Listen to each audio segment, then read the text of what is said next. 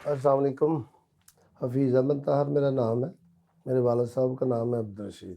तो अल्लाह के फ़ज़ल से 93-94 में ये शैलर का सेटअप हमने बनाया था और उसके बाद आज आज तक हम उसी तरह इसको रन अप कर रहे हैं। लेकिन इसमें डे टू डे जो प्रमोशन होती है वो मशीनरी में, परचेज़ में, वो सारी चीज़ें मार्केटिंग में, वो हर साल वक़्त के साथ-साथ हम इसको आगे लेके चलते हैं। जब 94 में हमने किया तो उस वक़्त तक हमारे वालिद साहब की डेथ हो चुकी थी और कोई फाइनेंशियली हम इतने स्ट्रॉन्ग नहीं थे उस वक़्त। काम शुरू किया, अल्लाह ताला ने बरकत दी और आज अल्लाह का फ़ज़ल है कि इसके बाद हमने 2015 में दूसरी फैक्ट्री जो सरगोदा रोड अहमद नगर पे है वो ख़रीदी थी और उस पे वो मेरा छोटा भाई है जो उधर उसको चला रहा है और एक मेरा भतीजा होता है उधर। इसमें तकरीबन 4 किस्म की जो पैडी है वो काश्त होती है, उसके टाइमिंग अलग-अलग है जिसकी वजह से ज़िम्मेदार उसको काश्त करते हैं। मसलन पहले हाइब्रिड काश्त होती है, वो जो मोटा चावल जो कहा जाता है, इरी 6 या हाइब्रिड। उसमें उसकी 90 डेज़ की होती है सारी उसका दुरानिया जो होता है पैडी की कंप्लीट होने का। उसके बाद एक आती है 386 386।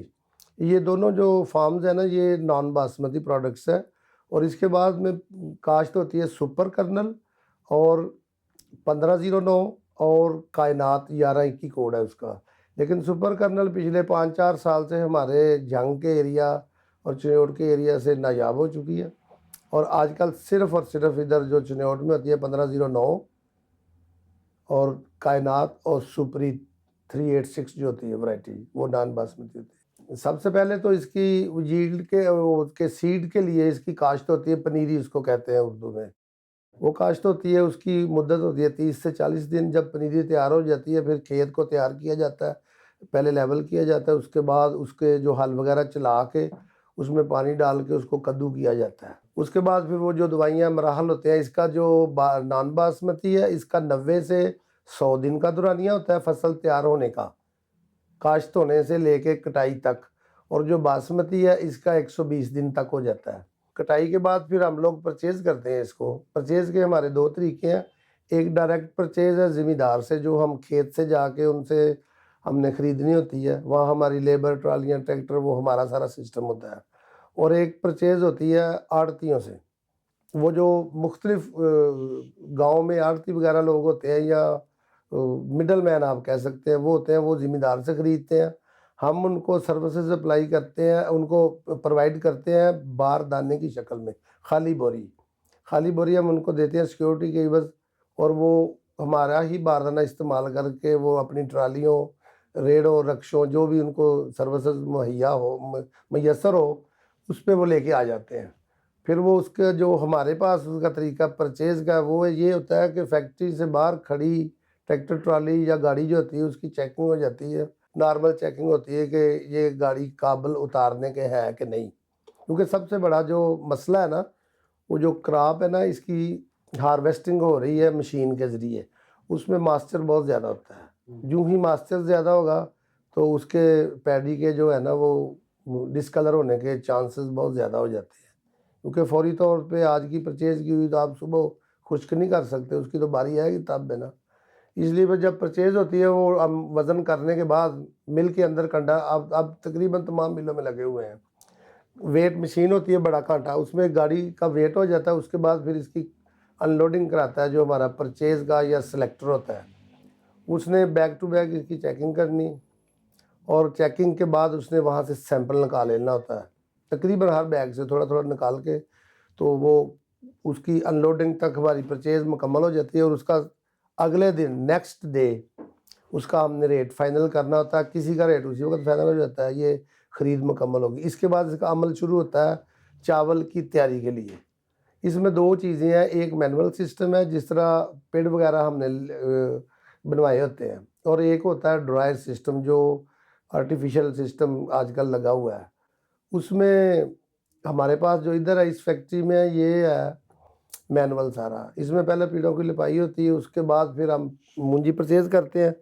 जब मुंजी परचेज़ करते हैं तो उसके बाद इसका अमल आ जाता है धान को, मुंजी को खुश्क करने का। उसके लिए लेबर हमने हायर की होती है, ठेकेदार होते हैं अपनी कैपेसिटी के मुताबिक 4, 5 या 6 जिनके पास 15 से 20 आदमी काम करने वाले होते हैं। वो मुंजी को 1 दिन जब फुल स्काई हम करते हैं, धूप होती है 30, 32, 35 के करीब, तो उसमें 3 दिन लगते हैं हमारी वो मुंजी को खुश्क होने में। जब मुंजी खुश्क हो जाती है तो फिर उसको हम ट्रांसफ़र कर देते हैं गोडाउन्स में और फैक्ट्री के गोडाउन्स में, जहाँ उसकी हस्किंग होती है।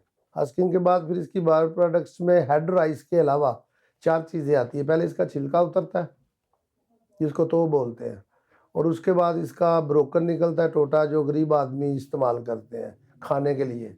और उसके बाद इसका एक टोटे से छोटा होता है, वो नक्कू होता है, वो जो फीड वगैरह बनती है चिकन की उसमें इस्तेमाल होता है। और आखिर में इसका निकलती है राइस पॉलिश, वो भी फीड में ही इस्तेमाल होती है। ये जो पैडी अंदर जाती है ना हस्किंग के लिए, इसमें कुछ दाने होते हैं जिनमें सिर्फ छिलका होता है। पहले सबसे वो निकलता है मिट्टी के साथ, उसके बाद पहली मशीन का छिलका जो उतारती है वो निकलता है। फिर जब स्प्रेटर में जाता है ना, तो वहाँ ऊपर लगा होता है छानना, जो उसको सेपरेट करता है कि तो वो सारा बाहर आ जाता है। 3 किस्म का जो छिलका होता है, इसको हम अपनी जो ज़ुबान है ना राइस की, उसमें तो बोलते हैं। और ये इस्तेमाल होता है ईंधन में, टेक्सटाइल मिलों में और पेपर मिलों में, पावर के लिए, पावर जनरेट करने के लिए।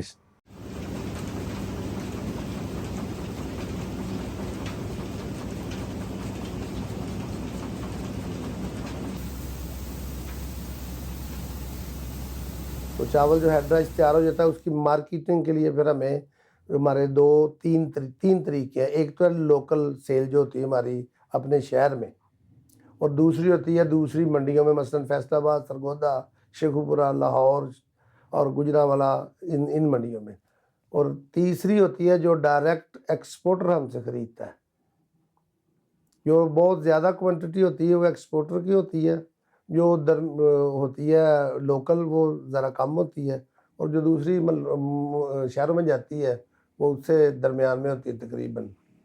तो कई दफ़ा इस तरह भी होता है कि चावल तैयार होने के बाद मार्केट में मंदा आ गया तो फिर हमें स्टॉक रखना पड़ता, अमरे मजबूरी, शौक़ से नहीं। तो कई दफ़ा इस तरह होता है कि मार्केट जिस तरह पिछले 2 साल से हो रहा है कि मार्केट में गर्दिश बहुत ज़्यादा तेज़ी है, तो स्टॉक रखना मिलता ही नहीं। लेकिन चावल की तैयारी के बाद इसके स्टॉक के लिए जो गोडाउन्स वगैरह हमारे पास होते हैं, उसमें हमारी जो पैकिंग होती है 100 केजी होता है जो जूट बैग होता है, और जो सेल के लिए हम तैयार करते हैं वो 50 केजी और 25 केजी होता है। बाकी फिर आगे जब एक्सपोर्ट होती है, जो हमारा दूसरा प्लांट है वो लगा हुआ है अहमद नगर। जब हमने ख़रीदा था उस वक्त सिर्फ शैलर था, उसके बाद हमने उसमें वो सेले का प्लांट जो बॉइल्ड राइस होता है वो लगाया। अब हमारे पास 3 किस्म के चावल बनते हैं, और टोटल दुनिया में बनते ही 3 किस्म के हैं। एक वाइट होती है जिसको कच्चा बोलते हैं, जो आम इस्तेमाल होता है घरों में, वो इधर तैराबाद में तैयार होता है। और जो अहमदनगर वाली फैक्ट्री है उसमें तैयार होता है बॉइल्ड राइस और स्टीम राइस। बॉइल्ड राइस का जो कलर होता है वो थोड़ा सा गहरा होता है, नसवारी कह लें या पीला कह लें थोड़ा सा, और जो स्टीम राइस है उसका अंगूरी कलर होता है। तो फ़र्क सिर्फ ये होता है कि ये जो वाइट राइस है इसकी कुकिंग आती है जो देग में इस्तेमाल करने के लिए 4-5 महीने के बाद, जब इसमें से मॉइस्चर कम हो जाता है, क्योंकि देग में पकाने के लिए इसका मॉइस्चर 10 से 12% होना चाहिए। जो स्टीम और सेला राइस है उसमें जो मसनूई तौर पर तैयार किया जाता है, उसमें आप शैलर के पाइप से ही, पैकिंग से ही लेके देग में डाल सकते हैं। वो मेन फंक्शन वही होता है कि जिसको जो पहले जो एक्सपोर्ट हुआ करता था ना, वो होता था कि 22 की जो क्रॉप है ना वो 23 में एक्सपोर्ट होगी। अब 22 की क्रॉप जो सेला स्टीम है वो 22 में ही एक्सपोर्ट हो जाती है।